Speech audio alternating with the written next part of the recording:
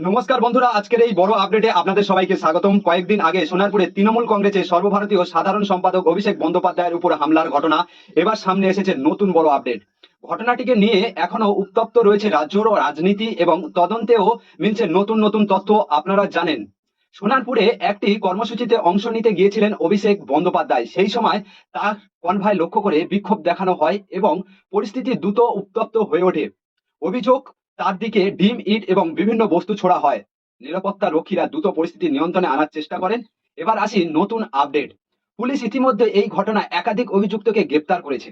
তদন্তকারীরা ঘটনাস্থলে CCTV footage, mobile video এবং প্রত্যক্ষদর্শীদের বক্তব্য সংগ্রহ করে খতিয়ে দেখছেন আরো কারা এই ঘটনার সঙ্গে জড়িত থাকতে পারে সেই বিষয়ে তদন্ত চলছে। এদিকে অভিষেক বন্দ্যোপাধ্যায়ের পক্ষ থেকে জানানো হয়েছে যে এই ঘটনাকে অত্যন্ত গুরুত্বের সঙ্গে দেখা হচ্ছে। ঘটনার পুঙ্খানু তদন্ত এবং দোষীদের বিরুদ্ধে কঠোর ব্যবস্থা নেওয়ার দাবি জানানো হয়েছে। রাজনৈতিক মহলে শুরু হয়েছে জোর বিতর্ক। এদিকে তৃণমূল কংগ্রেস এই ঘটনাকে গণতদন্তের উপর আক্রমণ বলে দাবি করেছে।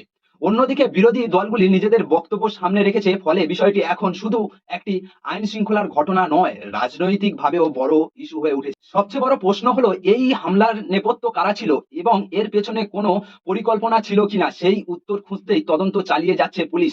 তদন্তে শেষ না হওয়া পর্যন্ত কোনো সিদ্ধান্তে পৌঁছানো সম্ভব নয় বলে জানিয়েছেন তদন্তকারীরা। এখনো সবার নজর আগামী কয়েকদিনের দিকে। তদন্তের নতুন কোনো তথ্য সামনে আসে কিনা, আরো গ্রেপ্তার হয় কিনা এবং এই ঘটনার আইন পদক্ষেপ কোন দিকে এগোয় সেই দিকে নজর রয়েছে রাজ্যবাসীর। এই ঘটনায় নতুন কোনো বড় আপডেট সামনে এলে আমরা অবশ্যই আপনাদের সবার আগে জানিয়ে দেব। ভিডিওটি ভালো লাগলে লাইক করুন, শেয়ার করুন এবং এরকম গুরুত্বপূর্ণ রাজনৈতিক আপডেট সবার আগে পেতে আমাদের সাথে জুড়ে থাকুন।